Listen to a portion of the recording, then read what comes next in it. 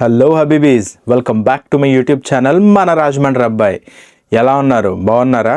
ఈరోజు మేము ముందరకు వచ్చానండి మళ్ళీ ఒక మంచి టాపిక్తో. అదేంటంటే మన మధ్యతరగతి కుటుంబాలన్నీ నాశనం అయిపోవడానికి కారణమైన ఒక మేజర్ ఫ్యాక్టర్ అదేనండి మన లోన్స్. సో చాలామంది స్టూడెంట్స్ ఇక్కడికి మాస్టర్స్ చేయడానికి యూఎస్, యూకే, కెనడా, ఆస్ట్రేలియా ఎక్కడో ఒకడికి వెళ్తూ ఉంటారు. మేజర్ చంక్ వీటిలో ఎవరైతే ఉన్నారో వీళ్ళందరూ ఆల్మోస్ట్ లోన్స్ అన్నీ తీసుకొని వెళ్తూ ఉంటారు. ఆ పర్సనల్ లోన్స్ కానీ, ఎడ్యుకేషన్ లోన్స్ అంత ఈజీగా దొరకవు కదా. చదువుకుంటామంటే డబ్బులు ఎవరు బేసికల్లీ మనకి. లాస్ట్ టైం ఒక స్టూడెంట్ చెప్పింది ఏంటంటే, సార్ నేను ఎడ్యుకేషన్ లోన్ తీసుకుంటానంటే నాకు ఇవ్వలేదు సార్, మా ప్రాపర్టీ డాక్యుమెంట్స్ ఏమైనా ఉంటే పెట్టమన్నారు, మా డాడీ డాక్యుమెంట్స్ ఏమైనా ఉంటే పెట్టమన్నారు, నా పే స్లిప్లు సరిపోవన్నారు, ఇలాంటివి ఏవో చెప్పారు సార్. కానీ పర్సనల్ లోన్ అడిగితే మాత్రం నాకు ఇలా 1 వీక్లో అయిపోయింది సార్ అని చెప్పేసి అన్నారండి. సో ఈరోజు మన టాపిక్ వచ్చేసి loans. Personal loan, especially personal loan తీసుకొని మనం యూకే కానీ యూఎస్ కానీ అబ్రాడ్కి స్టడీస్కి వెళ్ళడం బెటరా కాదా, దీని మీద మనం డిస్కస్ చేసుకుందాం.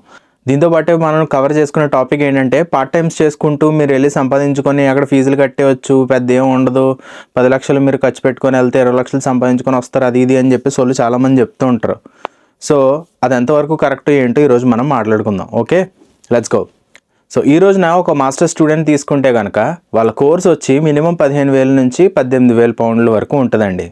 సో ఆన్ అండ్ యావరేజ్ మనం ఒక 12 లక్షలు వేసుకుందాం, 12,000 పౌండ్స్ వేసుకుందాం ఫీజు.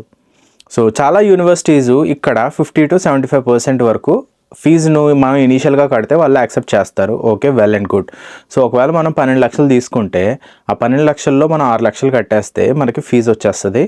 ఓకే, ఆ వీసా వరకు, ఆ క్యాష్ లెటర్ వరకు ఇట్స్ ఆల్ సార్టెడ్.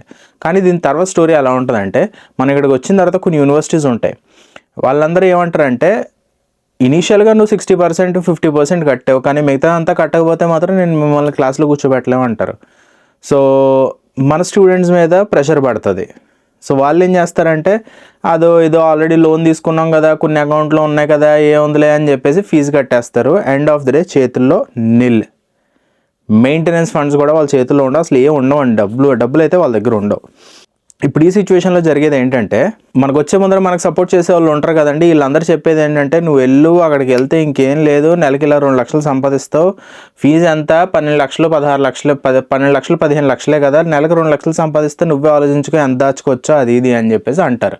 సో అదంతా వినేసి మన వాళ్ళు వచ్చేస్తారు ఇక్కడికి. కానీ వచ్చేసిన తర్వాత రియాలిటీ హిట్స్ డిఫరెంట్. నేను మన ప్రీవియస్ వీడియోస్లో చెప్పినట్టు ఒక పార్ట్ టైం స్టూడెంట్ వచ్చేసి అఫీషియల్గా కరెక్ట్గా జెన్యున్గా వర్క్ చేస్తే నెలకు సంపాదించేది ఆల్మోస్ట్ 800 to 1,000 పౌండ్స్ అండి. దీన్ని మించి సంపాదించలేరు, దీన్ని రాసి పెట్టుకోండి కన్ఫర్మ్.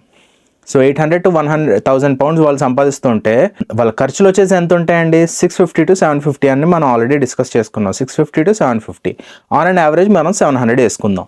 700 పౌండ్స్ ఖర్చుకే అయిపోతే నెలకు మిగిలేదు ఎంత అండి? 300 పౌండ్లు. 300 పౌండ్లు అంటే ఇండియన్ కరెన్సీలో 30,000. లెట్స్ ఒక స్టూడెంట్ ఫీజు 12 లక్షలు అయితే ఆ 12 లక్షల్లో మనోడు ఒకవేళ 6 లక్షలు కట్టేసి మిగతా 6 లక్షలు కట్టాల్సి ఉంటే మన దగ్గర టైం ఉండేది ఎంతండి? ఒక సెమిస్టర్ 4 నెలలు. సో ఆల్మోస్ట్ లెట్స్ 1 year ఉందనుకోండి. ఆ 1 yearలో 6 లక్షలు ఈ స్టూడెంట్ ఇక్కడ కష్టపడి సంపాదించి సేవ్ చేసుకొని ఈ ఫీజు కట్టగలడా? నాకు తెలిసినంత వరకు కట్టలేరండి. ఎందుకంటే నేను స్వయంగా నా స్టూడెంట్స్ ఎంతో మందిని చూశాను, ఇలా కట్టలేక చాలా ఇబ్బందులు పడి స్ట్రెచ్ అయ్యి వాళ్ళకి ఏం చేయాలో తెలియట్లా. వాళ్ళు ఏం చేస్తున్నారు?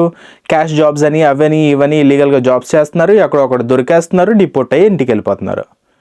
ఇది ఇబ్బంది అండి పడుతుంది. సో మనం లెక్క చూసుకుంటున్నాం కదా. సో పర్ మంత్ 30,000 సేవ్ చేసుకోగలిగితే పర్ ఇయర్కి ఎంత సేవ్ చేస్తారండి? 3,60,000. ఓ 4 lakhs వేసుకోండి, మరి మిగతా 2 లక్షలు. ఈ మధ్యలో పార్టీస్ ఉంటాయి, ఫ్రెండ్స్తో బయటకు వెళ్ళాలి ఉంటాయి, తిరగడాలు ఉంటాయి, ఇంటికి ఏదో ఒక అవసరం మీద డబ్బులు పంపించాల్సి వస్తుంది. మనం మిడిల్ క్లాస్ అండి, మనం ఆ విషయం మర్చిపోకూడదు. ఇన్ఫ్యాక్ట్ మన గురించి తర్వాత మాట్లాడుకుందాం.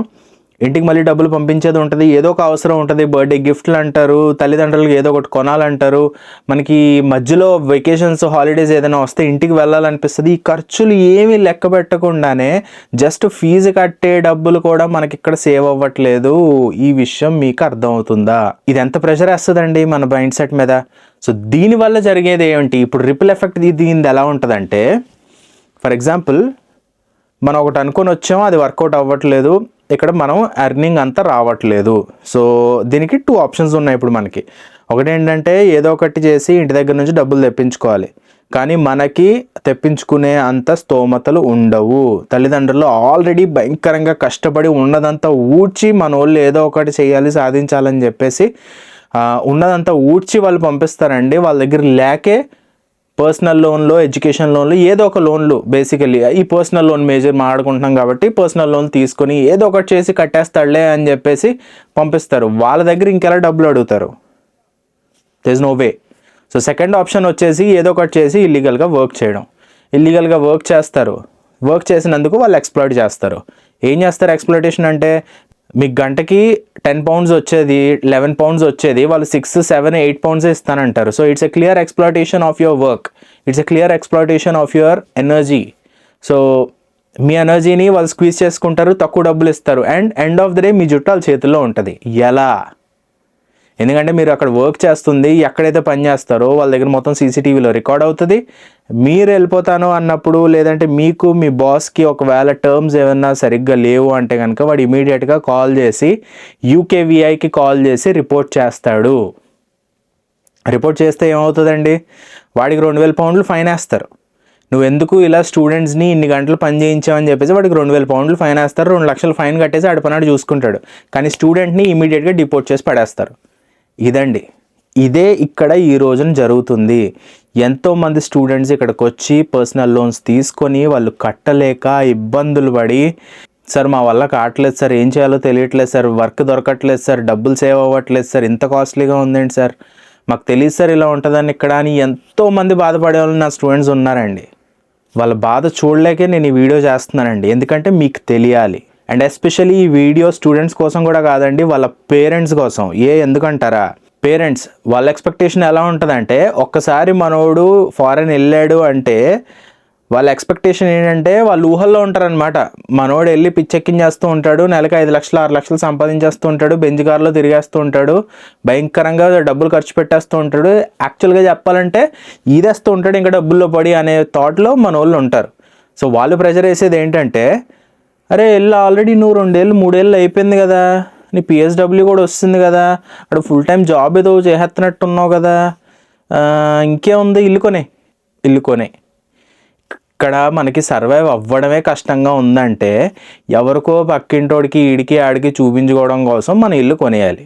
ఓకే, కొనేసిన తర్వాత ఏం జరుగుద్దంటే సింపుల్ అండి, మా అందరికీ తెలిసిందే, మీరు కూడా చూసే ఉంటారు. ఒకవేళ మీరు ఈఎంఐ కట్టుకోగలిగారు అనుకోండి, వెల్ అండ్ గుడ్, మావాడు ఇల్లు కొనేసాడు, పిచ్చెక్కించాడు, అక్కడికి వెళ్ళేసి దుమ్ము దులిపేసి వస్తాడు, యూకే యూఎస్ని కుదిపి కుమ్మేసి కలిసి మెలేసి ఊపేసి ఆపేసాడు యూకే యూఎస్ని, మావాడు వచ్చి ఇల్లు కొనేసుకున్నాడు అని చెప్పుకుంటారు. ఒకవేళ లేదు ఈఎంఐ కట్టలేదు అనుకోండి, ఇదే పేరెంట్స్ ఏమంటారు తెలుసా? పేరెంట్స్ మీరే ఏమంటారు తెలుసా? మీరు కట్టుకోలేకపోతే ఎందుకురా తీసుకున్నావు చెప్పొచ్చు కదా అంటారు కదా. సో దీని మీద ఇప్పుడు డబుల్ ఇంపాక్ట్ ఏంటంటే, ఇప్పుడు దాకా మనం మాస్టర్ స్టూడెంట్స్ గురించి మాట్లాడుకున్నాం, సంవత్సరానికి 12 లక్షలు 13 లక్షలు 15 లక్షల వరకే మాట్లాడుకున్నాం. కానీ బ్యాచిలర్స్ చేయడానికి వస్తారు చూడండి ఆనిముత్యాలు, అది ఇంకో లెవెల్ అనమాట.